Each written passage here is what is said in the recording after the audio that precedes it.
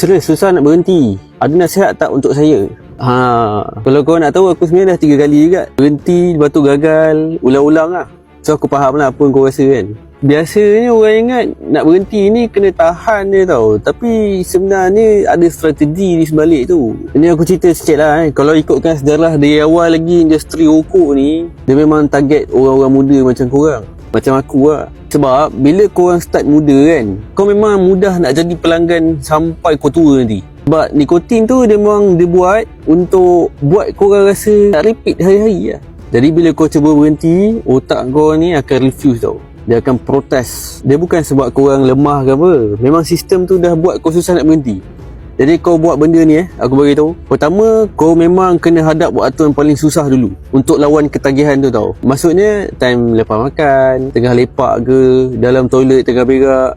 Ini waktu paling susah. Jadi kau kena tahan kat sini dulu. Kalau kau sini lepas, tempat lain mesti lepas benda. Nombor 2, kau jauhkan diri daripada kawan-kawan merokok ni.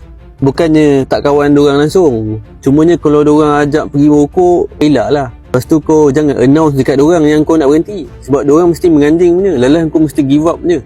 Nombor 3, kau kena kurangkan sebatang setiap minggu. Maksudnya kalau minggu ni kau hisap 10 batang, minggu depan kau mesti kurangkan jadi 9 batang. Setiap hari 9 batang, 9 batang, 9 batang. Masuk minggu depan, kurang lagi sebatang, 8 batang, 8 batang, 8 batang, macam tu.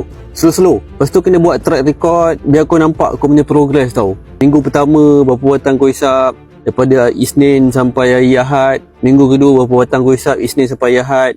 Nombor 4, kena ubah kau punya mindset lah. Kau kena bisik dalam hati kau, aku dah berhenti. Bukan aku cuba berhenti tau. Setiap kali craving datang, kau kena cakap macam tu dalam hati, aku dah berhenti. Nanti kau tengok dia banyak ubah tau. Serius, benda ni kecil je, tapi kalau kau buat, insyaAllah lah jadi.